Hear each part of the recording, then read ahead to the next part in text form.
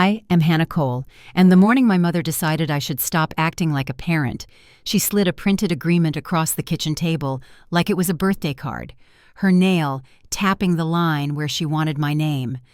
The coffee smelled burned, the sink was full, and my brother's alarm had been blaring upstairs for 10 minutes, while my little sister searched for a clean uniform she would not find.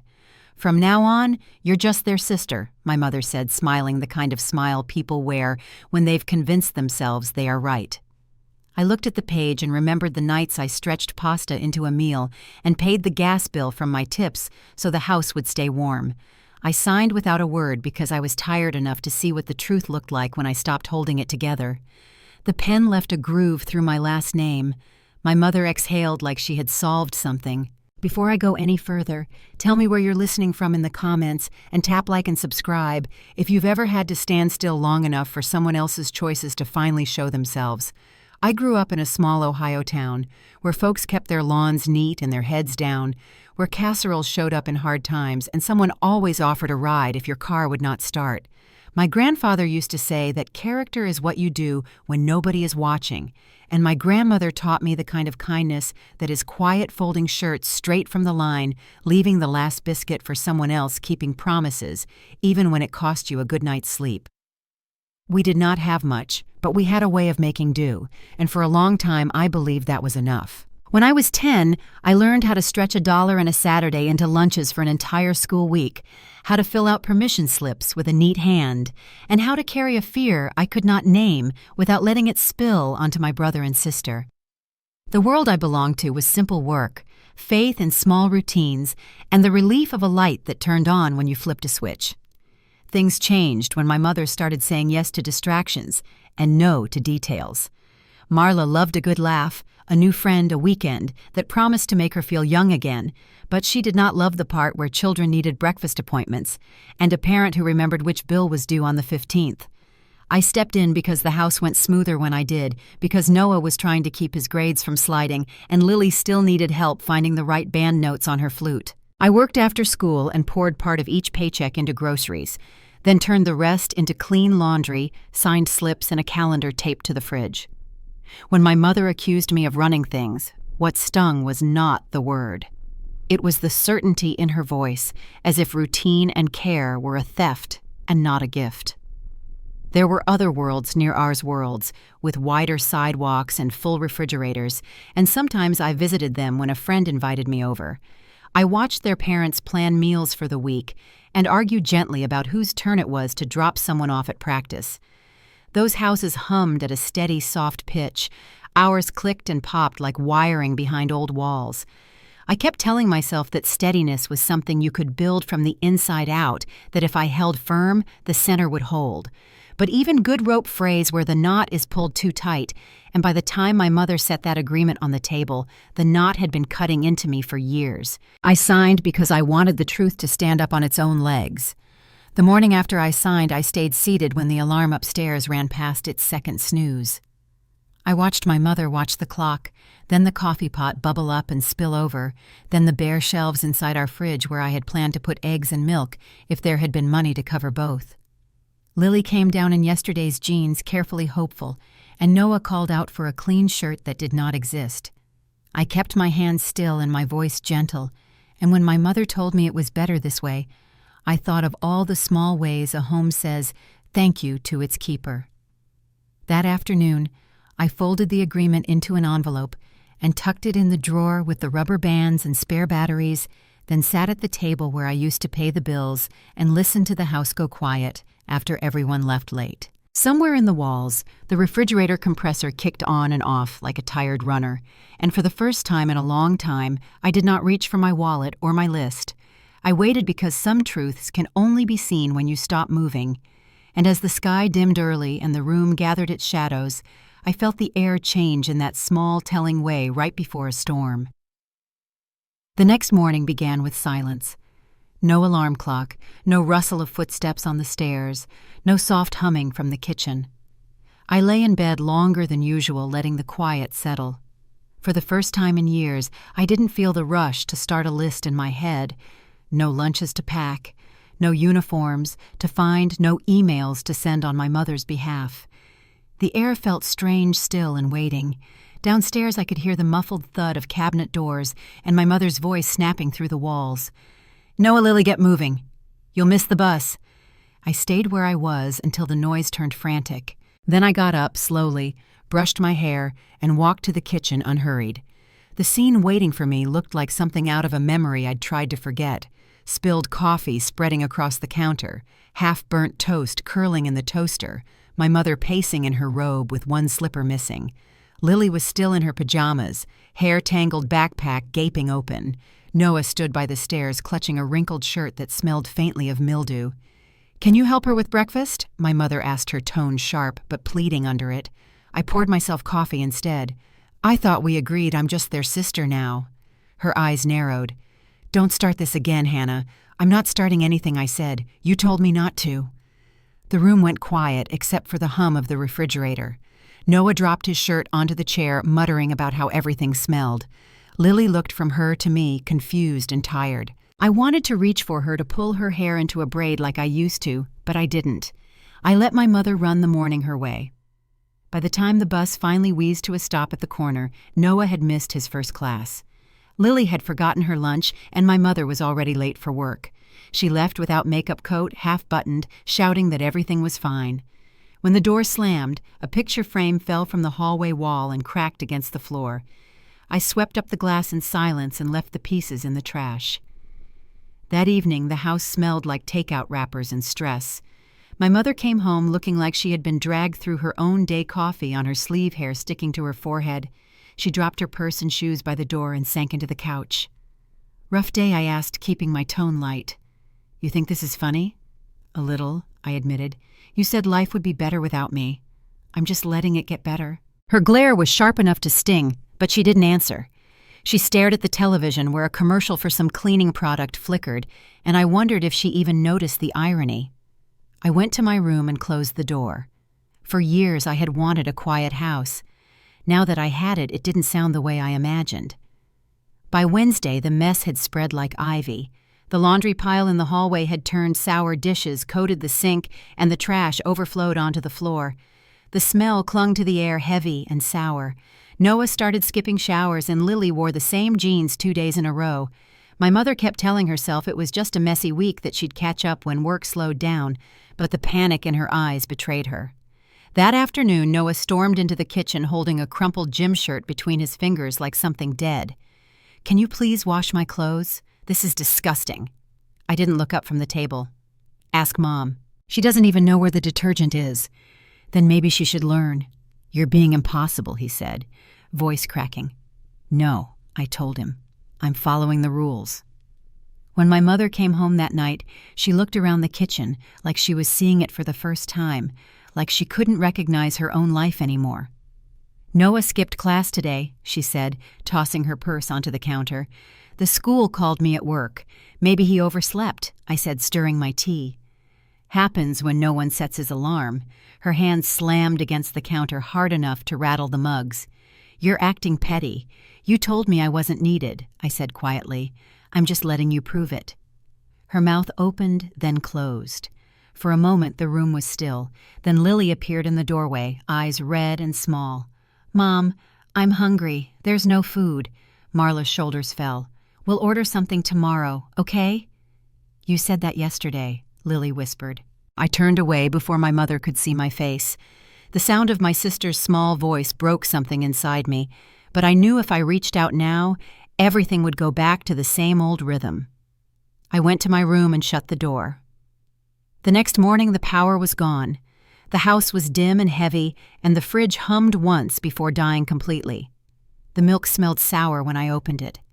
My mother sat at the kitchen table in her work clothes phone pressed to her ear, her voice trembling. "Please, just a few more days," she said. "I didn't know the bill was due. My daughter used to handle that stuff." When she hung up, her hands were shaking. She looked smaller than I'd ever seen her. "Hey, Mom," I said from the doorway. She lifted her head slowly. "What?"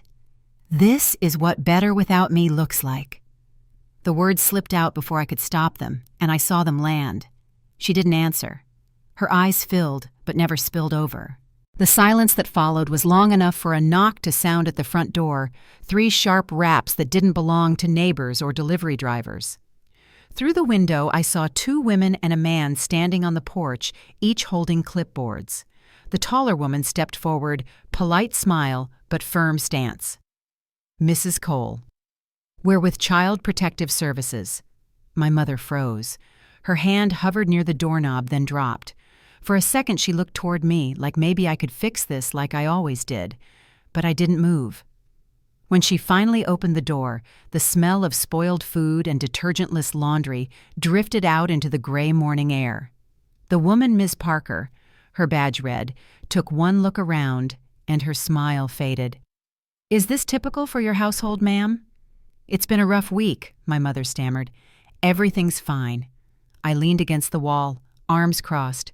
"We had a family restructuring," I said. "I'm not allowed to act as their mom anymore, Miss." Parker's eyebrows lifted. "Excuse me." I took out my phone and showed her the agreement my mother had made me sign, her digital signature clear at the bottom. Ms. Parker read each line, her expression darkening. "She said life would be better without me," I told her. My mother started shaking her head. "That's not what this is.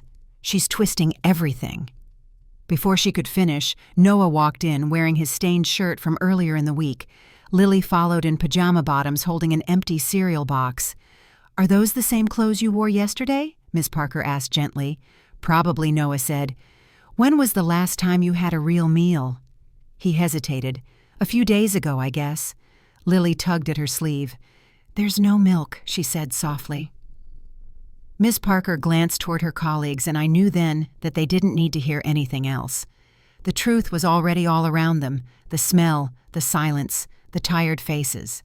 When they asked to speak with each of us privately, I sat across from Ms. Parker at the dining table, the only clean space left because it was where I used to do the bills.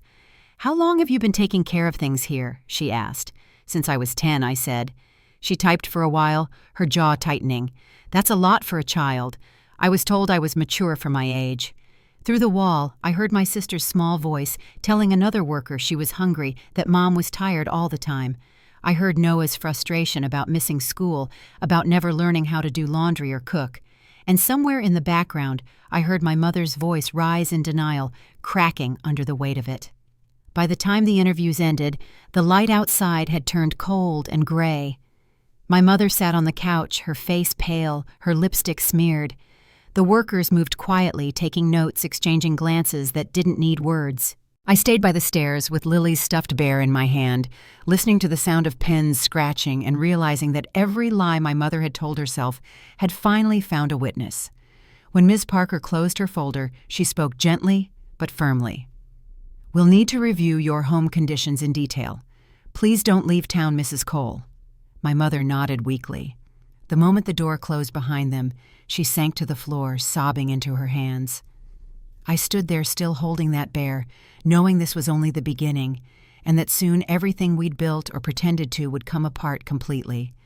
The house stayed silent long after the CPS workers left, the kind of silence that doesn't feel like peace, just the echo of everything that had been said. My mother sat on the floor by the couch, knees pulled close, mascara streaking down her cheeks. I didn't say anything. There wasn't anything left to say. The truth had already been spoken aloud by strangers who didn't know us but somehow saw everything we had hidden. The air felt thick, heavy with the smell of sour milk and detergent that hadn't washed anything clean. That night, none of us ate dinner. Noah went to his room and turned his music low. Lily stayed curled up in bed, her teddy bear tucked under her chin. My mother locked herself in her bedroom. I sat at the kitchen table staring at the small pile of unopened mail, the bills stacked beneath a candle that had burned down to its wick. I used to light it when I balanced the checkbook at night. Now I just watched the dark wax hold its shape, waiting for someone to decide what came next. The next morning, the refrigerator was warm. The electricity hadn't been restored yet. I made instant coffee using hot tap water and stood by the window as the sun came up gray and cold. The yard looked neglected, the grass matted and uncut. Lily's bike half-tipped against the porch rail. My mother shuffled in wearing the same clothes from yesterday. She poured herself a cup of the same lukewarm coffee and leaned against the counter. "Do you think they'll come back?" she asked. "They always do," I said quietly. Her mouth twitched. "You sound sure of that." I've been the one they called before I reminded her, when the rent was late, when the school couldn't reach you. She didn't answer. Her gaze drifted toward the table where the agreement still sat folded and creased.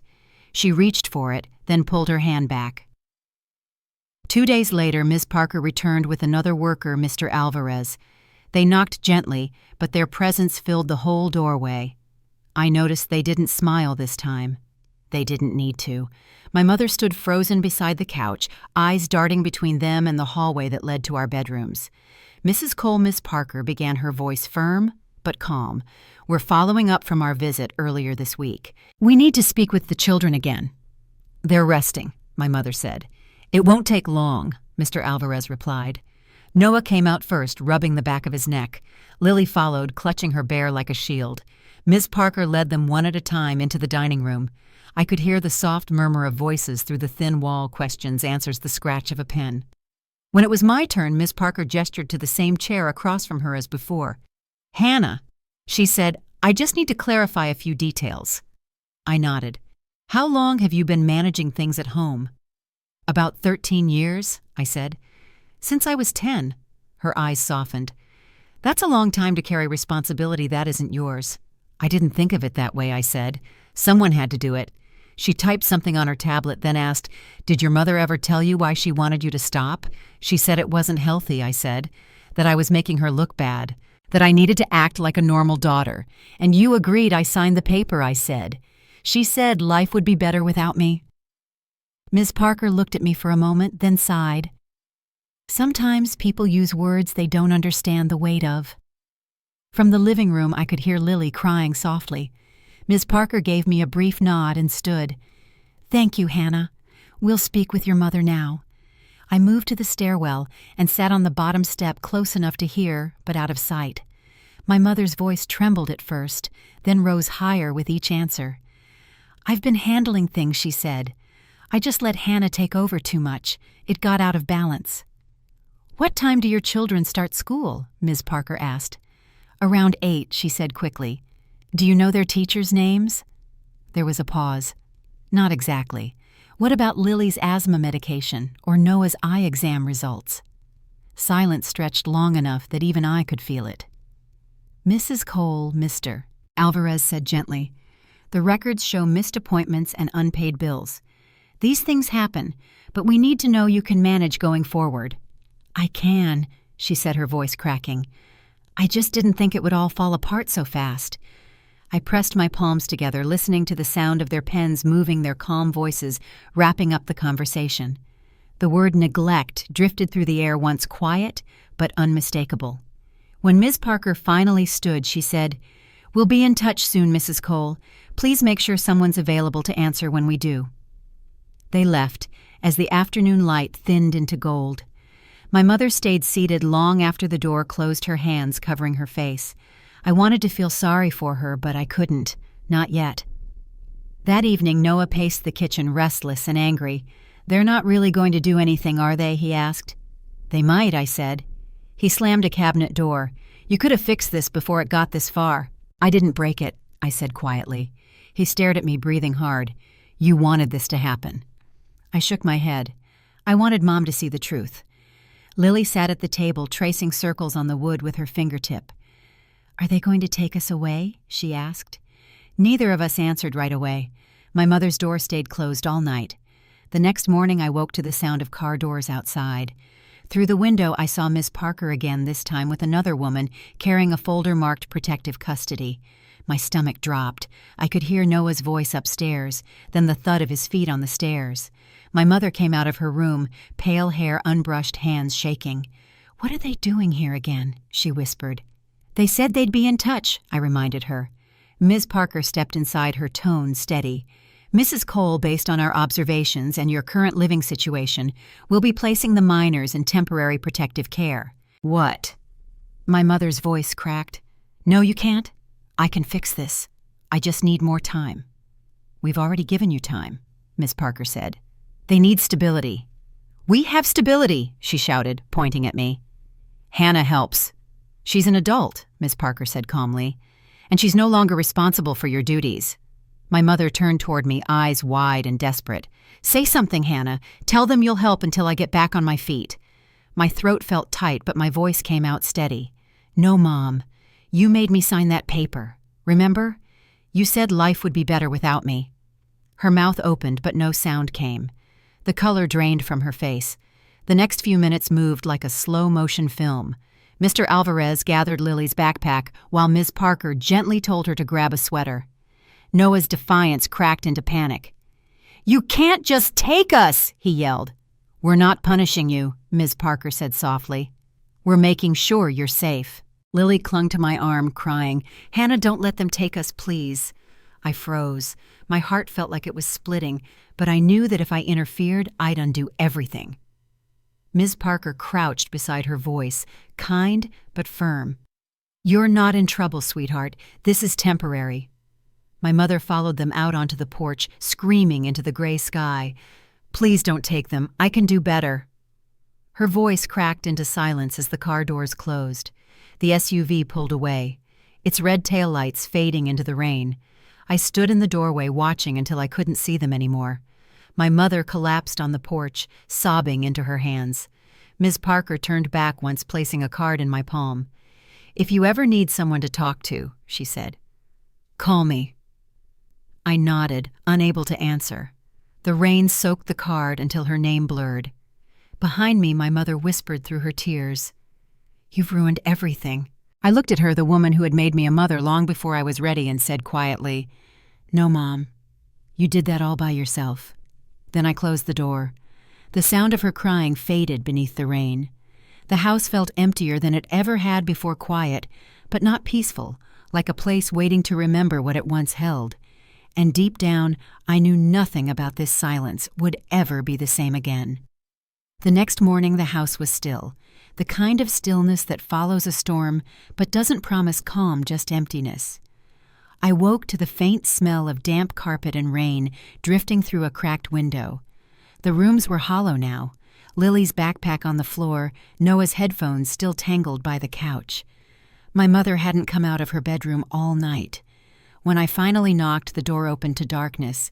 She was sitting on the edge of her bed, the curtains drawn, her hands clasped in her lap. "They took my babies," she whispered, her voice barely there. "They're not babies anymore," I said quietly. "They're safe now." Her eyes lifted to mine, swollen and red. "You think you're so perfect, don't you? Always acting like you're better than me." "No," I said, stepping back. "I'm just the only one who grew up." She screamed a raw sound that bounced off the walls and threw her coffee mug toward me. It shattered against the dresser, and the smell of bitter coffee filled the air. I didn't flinch. I just turned away and walked out. I packed a small bag that afternoon, one pair of jeans, a sweater, and a few essentials. The rain hadn't stopped, just slowed to a mist that clung to everything. I left the house without looking back. My feet carried me through puddles and down the road toward the Bennett's place. Grace opened the door before I even knocked twice. Her mother, Mrs. Bennett, was behind her holding a dish towel. "Come in, sweetheart," she said. "You look soaked through." She led me to the kitchen and handed me a towel. The warmth in that house felt foreign, like stepping into a memory I hadn't known I missed. The smell of pancakes lingered in the air. Mrs. Bennett poured me a cup of tea and didn't ask a single question. When she finally did speak, her voice was gentle. "You can stay here as long as you need." That night, I lay in the guest room staring at the soft glow of the lamp on the nightstand. My phone lit up again and again. 17 missed calls from my mother. 8 voicemails. I turned it face down on the pillow, but eventually curiosity got the better of me. Her voice came through uneven, shifting between anger and pleading. "Hannah, please, you have to help me. They're making me take classes. I don't know what to do. Tell them you'll help. You can fix this. You ruined everything." I pressed delete after each one. For the first time, I didn't feel guilt, just the quiet exhaustion that comes when you finally stop trying to fix something that never wanted to be fixed. Days passed, then weeks. Ms. Parker called once to update me. My mother had been ordered to attend parenting classes, individual therapy, and regular home inspections. Noah and Lily were in temporary care but safe. She said I didn't need to attend the hearings, though I could submit a written statement. I thanked her and told her I would. That night, I sat at Mrs. Bennett's dining table with a blank page in front of me. The words came slowly. I told the truth that I'd been raising my siblings since I was 10, that I wasn't looking for credit or pity, just closure. When I sealed the envelope and slid it into the mailbox the next morning, I felt something inside me unclench. It wasn't freedom yet, but it was the start of it. A few weeks later, an envelope arrived at the Bennett house with my name on it. The return address was the county courthouse. I unfolded the letter and read the words twice: children to remain in protective custody. Mother to complete 12-week parenting program. Supervised visitation pending review. My eyes scanned the lines again, the ink blurring at the edges where my fingers trembled. It was both punishment and relief, written in formal language. That evening, my phone rang again. My mother's number. I almost let it go to voicemail, but picked up. Her voice was rough, like she hadn't slept in days. "They fired me," she said, "because I missed too many shifts. Because of you." "No," I said softly, "because of you." She didn't reply. There was just breathing on the other end. Then the line went dead. I started working extra hours at the bookstore near the square. Mrs. Bennett helped me open my own checking account and showed me how to fill out FAFSA forms for college. Grace sat beside me at the kitchen table, helping me look up scholarships. Every night when I closed my laptop, I felt something I hadn't in years: space to think about my own life. But some nights when the house was dark and quiet, guilt crept back in. I'd see Lily's tear-streaked face pressed against the car window, Noah's clenched jaw pretending not to break. The memories replayed like whispers I couldn't turn off. Grace found me sitting at the kitchen table, one of those nights my hands wrapped around a cup of cold tea. "You didn't abandon them, Hannah," she said gently. "You just stopped letting them drown you." Her words lingered long after she went upstairs. 3 months later, a new envelope arrived, cream-colored, heavier than the rest. My name was printed neatly across the front. I tore it open and unfolded the letter with shaking hands. "We are pleased to inform you that you have been accepted to the State University with a full scholarship based on your academic performance and personal essay." I read it twice before realizing I was crying. Not the quiet tears I'd been used to, but the kind that came from a place deeper than sadness. When I told Mrs. Bennett, she hugged me tight and said, "You earned this, sweetheart. It's time you start living your life." I smiled through the tears. But before I could leave for school, there was one more thing I had to face. My mother had completed her required classes, her therapy sessions, and 2 successful home inspections. CPS had allowed her supervised visits with Noah and Lily, at first, then unsupervised weekends after 3 months. One evening, she texted dinner at Aunt Elaine's on Saturday. "The kids will be there. I'd like you to come." I stared at the message for a long time before typing back, "Okay." That Saturday, I drove to Aunt Elaine's house. The porch light glowed warm through the falling dusk, and the smell of garlic bread and tomato sauce greeted me as soon as I opened the door. The table was set for 6. It felt like a real home, soft laughter in the background plates, clinking light spilling across the wood floors. My mother was in the kitchen wearing an apron, her hair neatly tied back. She looked older, smaller somehow, but sober and steady. When she turned and saw me, her smile wavered. "Hi, sweetheart," she said quietly. "Hi, Mom." Before either of us could say more, Lily came running from the dining room, nearly tripping over her own feet. She threw her arms around my waist, tears spilling down her cheeks. "I missed you so much," she said. I hugged her tightly, breathing in the familiar scent of her shampoo. When she stepped back, she held out a bracelet made of colorful beads. "It says sister. I made one for both of us." I slipped it onto my wrist and couldn't speak for a moment. Noah stood by the counter, taller than before, his face older somehow. "Hey," he said awkwardly. "Hey yourself," I said. "You look good." "Got a job," he said with a hint of pride. "Stocking shelves at the grocery store, saving for a car." "That's great," I said, smiling. He rubbed the back of his neck. "Thanks for making us grow up, I guess." We laughed, and for the first time in years, it didn't sound forced. After dinner, my mother asked if we could talk outside. The evening air was cool and still, crickets humming somewhere in the grass. She twisted her hands together. "Hannah." I don't know how to say this right, she began, her voice trembling. I'm sorry for all of it. For making you the mother when I wasn't ready to be one. For blaming you when I should have been grateful. I took your childhood from you. Her eyes filled, but she didn't look away. I can't fix what I broke. But I'm trying to be better, not just for them, but for me. I listened, and instead of anger, I felt something lighter. Not forgiveness yet, but peace. I know, Mom, I said, and I forgive you. But I'm not coming back. I have to build my own life now. She nodded slowly, tears spilling down her cheeks. I know. That's what I want for you. As I walked toward my car, Lily ran after me, her bracelet jingling. You'll visit, right? Of course, I said, smiling. She grinned. Good. This time you'll just be my sister. I laughed softly. That's all I ever wanted to be. The porch light cast a warm glow behind me as I drove away. Ahead, the road stretched open and quiet, the kind of road that feels like a beginning. The next chapter of my life waited just beyond the curve, and for once, I wasn't afraid to see where it led. I moved into the dorm 2 months after that dinner at Auntie Lane's.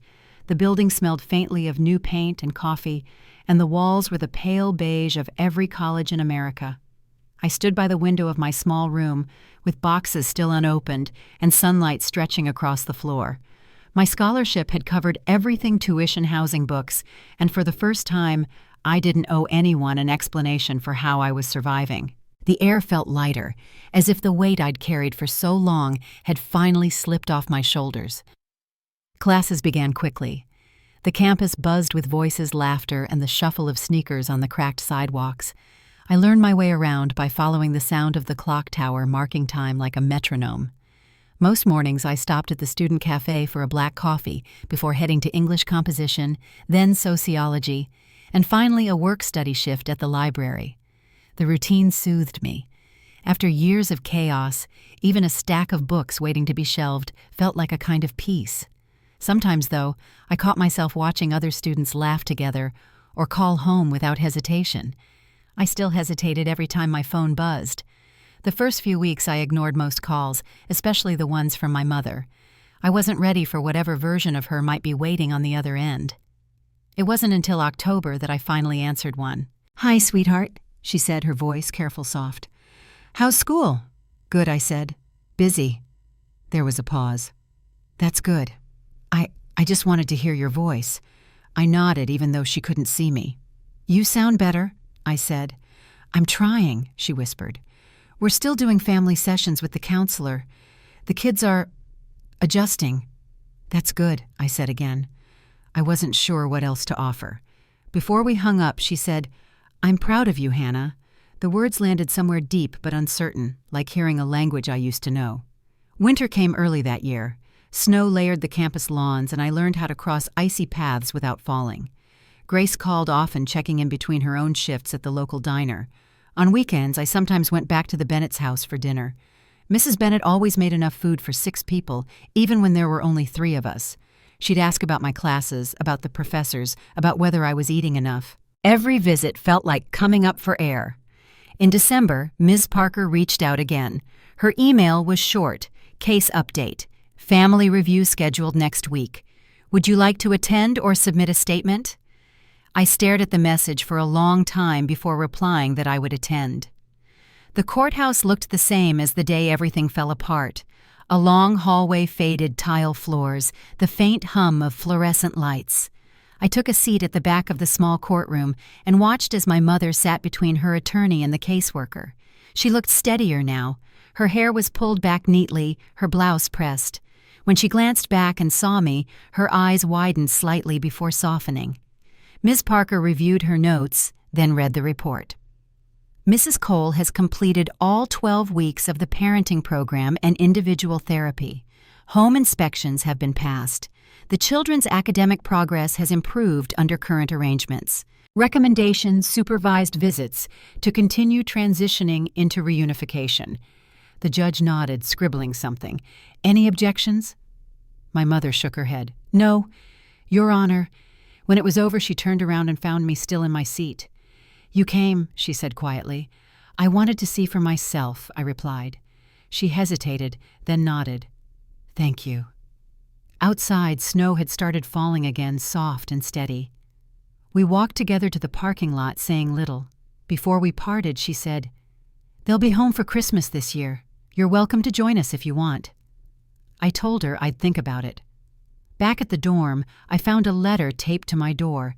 It was from Noah, written in his uneven handwriting. "Hey, Hannah, Mom's still weird sometimes, but she's trying. Lily's learning to bake cookies, though she burns half of them. We miss you." There was a smiley face drawn at the bottom. I sat on the edge of my bed reading it twice before tucking it into my notebook. For the first time in months, I let myself cry not from sadness, but from relief. Christmas came quickly after finals. I packed a small duffel bag and drove home, though I wasn't sure it still counted as home. Aunt Elaine's house smelled like pine and cinnamon when I walked in. The tree stood in the corner covered in mismatched ornaments from every year of our lives. Lily ran to me first, wrapping her arms around my waist. "You came," she said, eyes bright. "I told you I would," I said, smiling. Noah was sitting on the couch, taller now, his hair longer. He gave a half grin. "Hey, college girl." "Hey, grocery store millionaire," I teased. He laughed, shaking his head. "Not yet." My mother stepped out from the kitchen, wiping her hands on a towel. For a moment, the air went still between us. Then she smiled, small but genuine. "Dinner's almost ready." The meal was simple roast chicken, mashed potatoes, green beans, but it tasted like something whole. The conversation moved carefully at first, circling safe topics like work and school. But by dessert, the laughter came easier. When Lily started retelling stories from when we were little, my mother laughed too, the sound surprising even her. After dinner, I helped clear the table. My mother leaned against the counter, drying the last dish. "You know," she said quietly, "I used to think love meant holding on no matter what. I never realized sometimes it means letting go." I didn't answer right away. We're all still learning, I guess. She nodded.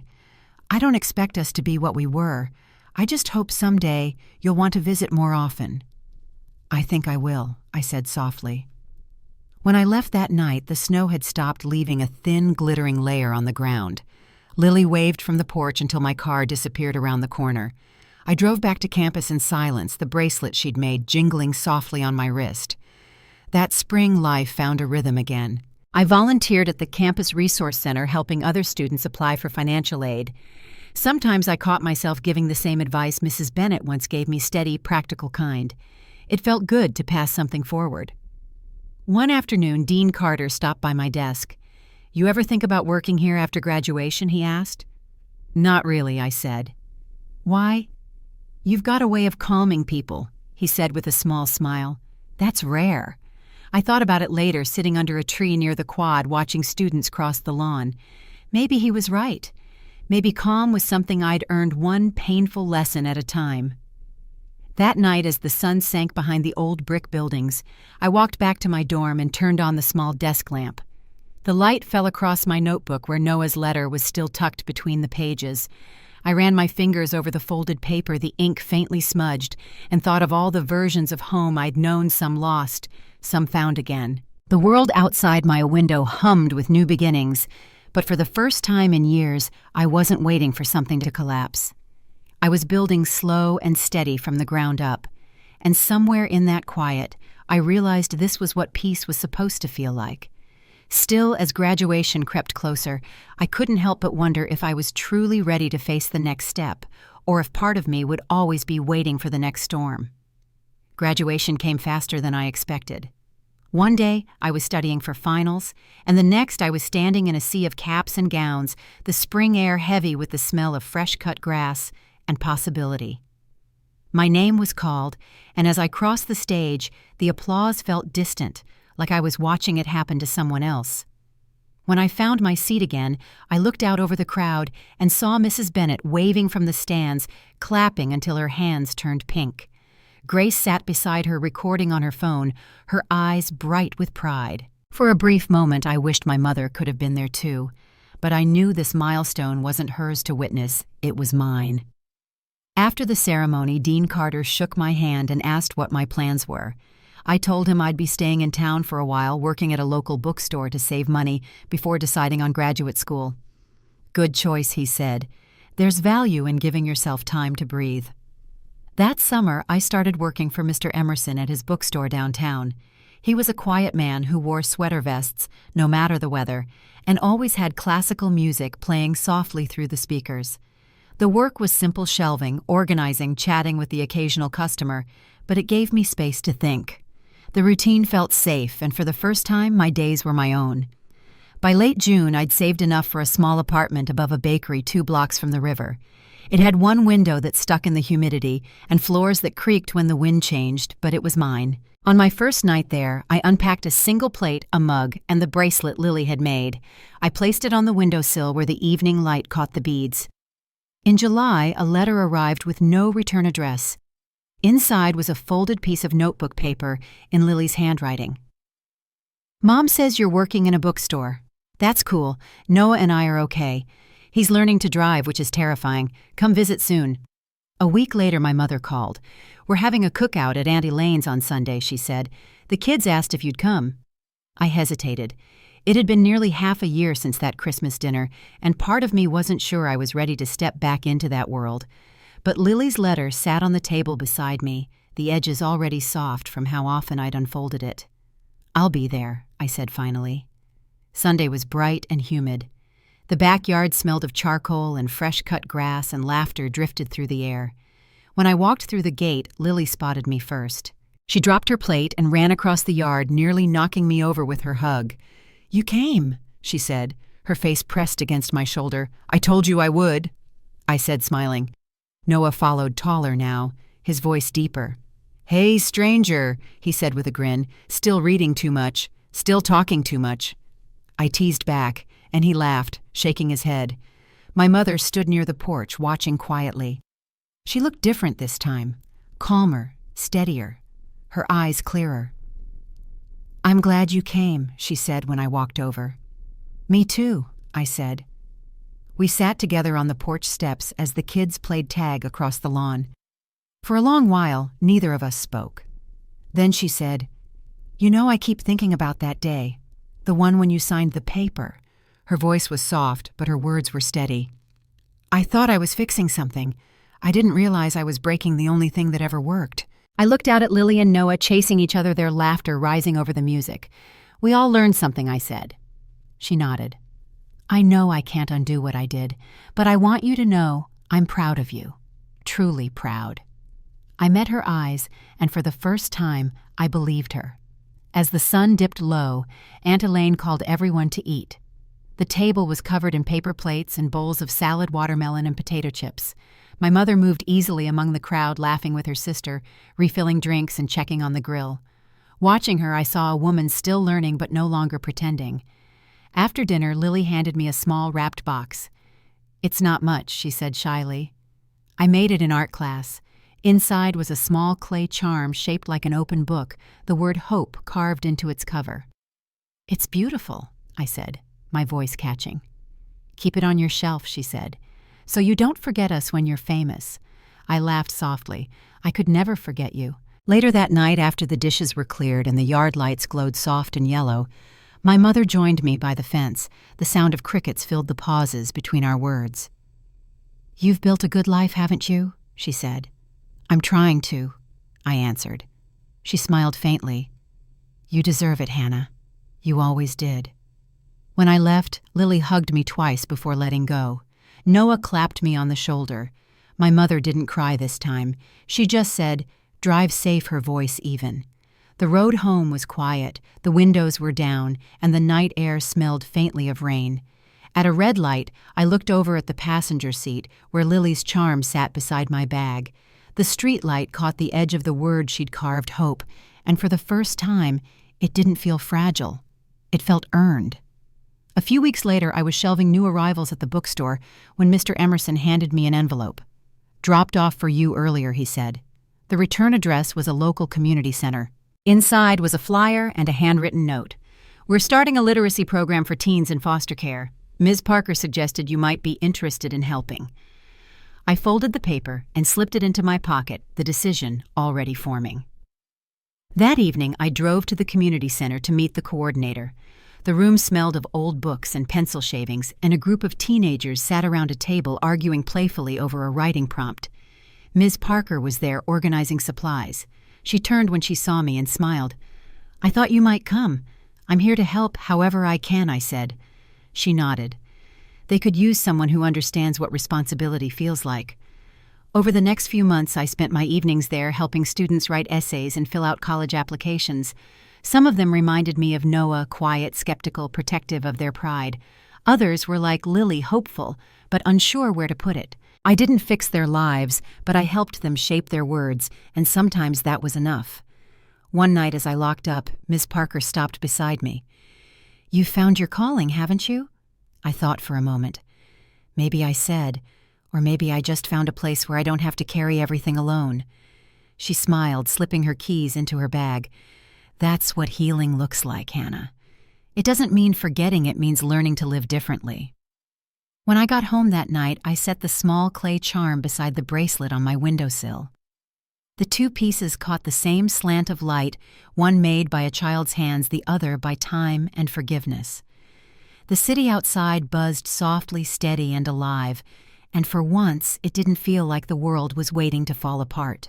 Still, as autumn crept closer, a letter from the state arrived to notice about the final custody review for Noah and Lily. I knew my mother would pass. She'd worked for it. But reading the words brought a quiet ache I hadn't expected. Letting go, I realized, wasn't a single act. It was something you kept learning over and over each time life offered you a new beginning. And standing there with the evening light spilling through the cracked window and the smell of bread from the bakery below, I felt ready for whatever came next. The notice for the final custody review arrived on a quiet Thursday morning in late October. I found it waiting in my mailbox, the envelope stamped with the county seal. I stood by the door of my apartment, reading each line slowly, the words heavy but clear. Hearing set for November 3rd. Attendance optional. Case to be reviewed for full parental reinstatement. I folded the letter once, then again, and placed it on the table beside Lily's clay charm and the bracelet she'd made 2 years earlier. Both caught the morning light, small reminders of everything that had changed and everything that hadn't. When the day of the hearing came, the courthouse looked the same as before, sterile humming with faint echoes of footsteps and muffled voices. I sat in the second row this time, not as a witness, not even as part of the case, but as someone who wanted to see the ending written in real time. My mother sat beside her lawyer, her hands clasped neatly in her lap. She wore a simple navy dress, her hair pulled back. Noah and Lily sat behind her with Aunt Elaine. Both looked older, steadier. Miss Parker stood at the front of the room, her posture composed, her expression unreadable. Judge Holloway entered quietly, his robe brushing the floor as he took his seat. The room settled into stillness. "We're here to finalize the matter of the Cole family," he said, scanning the file in front of him. "Miss Parker, your report, please." Miss Parker adjusted her glasses and began to read. "Since our last review, Mrs. Cole has maintained employment at the community center for 8 consecutive months. She has completed all follow-up counseling and parenting evaluations with satisfactory progress. Both minors have attended school consistently with improved performance. Home inspections show a stable environment." She paused, looking up from the page. "CPS recommends full parental reinstatement with continued voluntary check-ins." The judge nodded and turned to my mother. "Mrs. Cole, do you have anything to add?" She took a breath, her voice steady but low. "Only that I'm grateful for the chance to start again. I know what I lost and what it took to earn this back." He studied her for a moment, then said, "You've done the work. The court recognizes that. Custody is hereby restored to Mrs. Cole, effective immediately." His gavel came down softly, a sound more like a closing door than a strike. Lily's small gasp broke the silence, followed by Noah's quick exhale. My mother turned in her seat, tears filling her eyes. "Ms. Parker smiled, faintly, relief visible in the corners of her expression. I sat still, letting it wash over me. The finality, the weight, the strange quiet after so many years of noise. When it was over, everyone stood, the shuffle of papers echoing through the room. My mother approached me carefully, as if unsure whether she was allowed. "You came," she said, her voice trembling. I needed to, I replied. Her eyes glistened. Thank you for not giving up on them. I hesitated. I didn't give up on you either. Her lips trembled into a fragile smile. She reached out, hesitated again, then placed her hand over mine. I'll keep earning it, she said softly. Outside, the air was cool and sharp, the kind of November chill that hints at winter. The parking lot shimmered under pale sunlight. Lily ran ahead, twirling in her scarf, her laughter cutting through the quiet. Noah followed with Aunt Elaine, both smiling in that cautious, relieved way people do when a storm finally passes. My mother walked beside me in silence until we reached the cars. We're going out for lunch, she said. Would you maybe come with us? I looked at her, at the hope flickering just beneath her tired eyes. I think you should have this one with them, I said gently. They need that with you. She nodded slowly. Will you come by later? I will, I promised. When they drove away, I stayed by the courthouse steps for a while, watching the wind carry a few stray leaves across the sidewalk. It felt strange to know the story that began with a single signature on a kitchen table had ended here in quiet restoration. That afternoon, I stopped by the community center to see Ms. Parker. She was in her office sorting through files when I knocked. Hannah, she said, surprised. I thought I'd see you at the hearing. I was there, I told her. I just didn't say anything. She smiled, setting down her pen. I figured you might be. Thank you, I said, for everything you did for them and for me. You did most of it yourself, she said kindly. You just needed someone to make sure the world saw what you already knew. We talked for a while about the literacy program, the new group of students, the growing demand for volunteers. When I left, she handed me a new flyer. We're expanding next semester, she said. I could use another pair of steady hands. I promised I'd help. That evening I drove to Aunt Elaine's. The backyard was lit with small strings of lights, the same ones from that summer cookout. Lily spotted my car first and waved from the porch. You made it, she shouted. I told you I would, I said, as she threw her arms around me. Inside, the house smelled like baked chicken and rosemary. Noah was setting the table, and my mother was arranging plates with a focus that felt both ordinary and sacred. When she looked up, she smiled, just a simple, quiet smile that reached her eyes. There's a seat for you, she said. Dinner was easy, filled with stories and laughter that didn't have to be careful. Noah talked about getting his driver's license. Lily showed me the art project she'd won an award for. My mother listened, laughed, and didn't try to control the conversation. It was the first time I'd seen her simply be no walls, no pretending. After dessert, we sat on the porch, the night crisp and full of cricket song. My mother handed me a small envelope. I know it's not much, she said, but it's something I wanted you to have. Inside was a folded piece of lined paper. It was the original agreement, the one she'd made me sign years ago, the one that changed everything. My signature was still there, faint and smudged, but hers was crossed out in blue ink, and beneath it she'd written, I was wrong. I stared at the paper for a long moment, the weight of it far heavier than it looked. You kept it, I asked quietly. I kept everything she said. I needed to remember where it all started. I folded the paper again, careful not to tear it. Then I think it's time we both let it go. She nodded, tears glistening in her eyes. I already have, she whispered.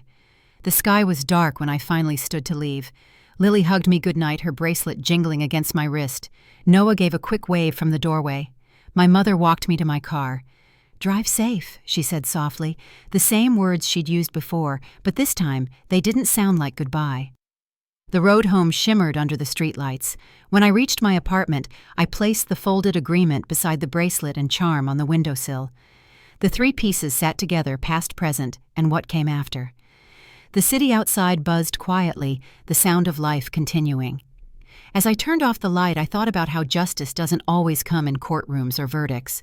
Sometimes it arrives quietly, in changed habits, in second chances, in the way love finally learns to speak without wounding. And as the night deepened around me, I knew the next step wasn't about looking back. It was about learning how to live in peace with everything that had brought me here. The first winter after the custody hearing passed more quietly than I expected. The holidays came and went with simple gifts and smaller gatherings, and somehow that was enough. My mother sent cards in her neat handwriting, each one ending with the same line, "Love you always, trying to do better." I visited on weekends when I could, sometimes for dinner, sometimes just to sit with Lily while she worked on her art projects. Noah had started community college classes and a part-time job at a hardware store. Every time I saw him, he seemed taller, older, more at ease with who he was becoming. Back in my apartment, life took on a steady rhythm. I still worked at the bookstore for Mr. Emerson, and in the evenings I helped at the literacy program Ms. Parker had started. The students were teenagers, mostly quiet, bright, cautious about trusting adults. Some reminded me so much of Noah that it hurt a little to look at them too long. But helping them find their words, watching their faces light up when something finally made sense, it filled a space in me I hadn't realized was still empty. One night after class, Ms. Parker stopped by my desk while I was packing up supplies.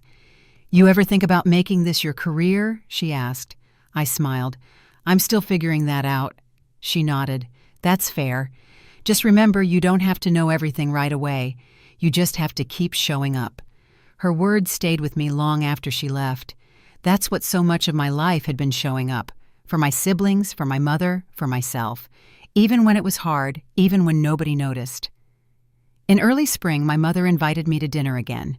This time, it wasn't at Aunt Elaine's. It was at her house, the same small, weather-worn place where everything had once fallen apart. I hesitated before going, unsure how it would feel to walk through that door again. But when I did, the house smelled of baked bread and lemon soap. The floors were clean, the lights bright. A vase of daffodils sat on the kitchen table. She met me at the door with a nervous smile. "It's not perfect," she said, "but it's home again." "It looks good," I said. And it did. Dinner was quiet, simple, warm. Lily told stories about her art teacher and how she wanted to apply to an arts high school one day. Noah talked about saving for his first car. My mother listened, laughing in the right places, never deflecting or apologizing. When the plates were cleared, she poured us both tea and said, "I kept thinking about what you said that night, the night you walked away, about letting me prove what life without you looked like." She looked down at her hands, then back at me. "I know now that it wasn't your job to save us. It was mine all along." There was a quiet in her voice that didn't ask for forgiveness. It simply offered truth. "I'm glad you learned that," I said softly. She nodded. "I did. And if you ever want a mother again, I'll be here, not the one who failed you, but the one who's finally learning how to do it right." Something in me loosened at those words. Not the heavy kind of forgiveness that demands to be spoken, but the lighter kind that lives quietly breathing in the same room without needing to explain itself. When I left that night, Lily walked me to the car. She slipped a folded piece of paper into my coat pocket. "Open it later," she said, grinning. Back home, I unfolded it at the kitchen table. It was a drawing, 3 figures standing under a tall tree, their hands linked. Above them, in uneven handwriting, she'd written, "Family doesn't have to mean the same thing forever. It just has to mean love." I placed it on the windowsill beside the bracelet, the charm, and the folded agreement. The paper fluttered lightly in the evening air, as if agreeing. The next few months moved like a gentle tide, steady, familiar. My days filled with work, laughter, small victories. I learned how to make space for rest without guilt, how to build something new without waiting for it to break. One weekend, I took a walk along the river that ran through town. The water was calm, reflecting the pale sky.